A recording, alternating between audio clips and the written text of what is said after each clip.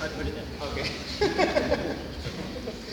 Hello and welcome to the post-race press conference for the 2023 Handbook Rome E-Prix. Joining us on stage are our podium sitters, race winner Jake Dennis from Avalanche and Norman Nato from Nissan and Samba from Jaguar TCS Racing. Jake, let's start with you.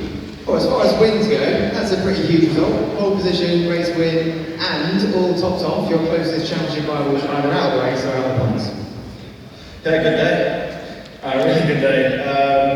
Yeah, we didn't expect it after yesterday's performance, where we were obviously lacking some pace, but we managed to turn it around and come home with the perfect day really. So yeah, it was obviously fortunate that obviously Mitch and Cassidy DNF'd, but yeah, I mean, I felt like we still had the pace to win the race today, even with them there. But yeah, I think it was just a good race as a whole, and I think the team can be really proud of what they've given me overnight, of the improvements, and we delivered a perfect result. Lights the flag, victory, leading the race, the only time that's been done this season. Very commanding drive, and if I do say, the type of drive of a driver that's hungry for a championship. Great response as well from the frustration yesterday. Yeah, I mean, it was a challenging race, especially the start. I mean, yeah, we were just sort of trying to manage the energy a little bit with Norman there and with Sam as well. And then, yeah, Sam looked incredibly fast in the middle part of the race. He obviously had the energy advantage as well, but yeah, just the Jaguar powertrain seemed extremely strong in the race again. But nevertheless, I played it quite smart with trying to help Norman when he needed it, just to try and keep one car in between me and him, me and Sam, sorry, because me and Norman had the same energy, and obviously Sam was 2% up, so I just needed to help Norman out a little bit to give him the space, and yeah, I think it played out perfectly. He managed to keep Sam behind, and I was able to stretch my legs a little bit towards the end when the energy targets rose. Now, of course, it's important to enjoy this moment, celebrate with the team, everyone. But now it's all going to get very serious again in just a few weeks. So going into London, there must be a bit of a boost knowing your success there in the past. Does this feel on? Oh, it's definitely on. I mean, it's obviously a commanding lead in the championship, but the London layout is very similar to here in terms of the corner layout. So I expect Jaguar to be extremely fast again. So it's, I still need to bring my A game, I still need to qualify at the front and try and score as many points as possible, but it obviously helps with the 24-point lead, but nevertheless, we just work really hard from now until then, do the simulator work, do the numbers, and arrive in London with the best preparation possible. Congratulations again. Now Norman, moving on to yourself, massive drive from you today, great pace in qualifying, great battling as well during the race. How was it for you? Yeah, honestly, I think today we maximized everything we had. Yesterday we had a good pace as well, but we did in general to make mistakes, especially in the race. And today, like as I said, I felt really comfortable in the car.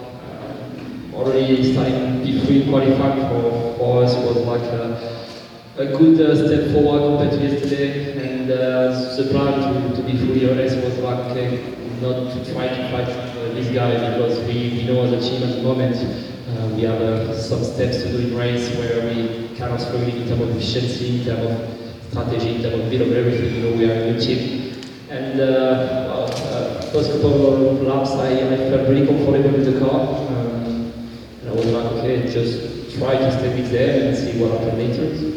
And everything's been pretty smoothly. A bit too confident at some point at the engine when I tried to go to the inside, because honestly I felt great. In the middle of the race it started to be a bit more difficult with my rear tires. I kind of struggled a bit with them, had to fractionalize. So Sam was fat on energy as well on me, so it was a stressful race to be honest, but at the end, as I said, we maximized everything we had today in our hands, and I'm really happy for the team and even for myself. It's been a tough season. We've been making really good progress in the beginning, where we started nearly from zero. So it shows that we are going in the right direction, and finally it's paying off. Just take us back to a few moments ago at the podium and the feeling with the team, because it isn't just your first podium in the Gen 3 era, it's Nissan as a manufacturer entering his first podium as a team. Yeah, exactly. You know, my last podium was 2 years ago with Marcelo in Berlin when I won the race, and actually like 2 years ago as well in Rome I crossed the line in P3, and on the way to the podium I got disqualified for an issue. So as soon as I crossed the line, first thing I asked was like, okay, are we all good? No investigation or anything? Because the first thing when you're doing your first podium in Formula E, you get disqualified. It was so yeah, for now it's all good, and yeah, like for the team, as you say, first podium for Nissan Formula E. Honestly, like as I said, like last year starting with the team in August, from where we started and where we are now, still a lot to do, but it shows like all the work we've been doing and it's starting to pay off. How important is a performance like today for you and the team at this stage in the season to finish well? You know, it's always important, it's always good to finish the season as best as possible. We're not in a position like Jack, for example, like where we're playing anything in the championship.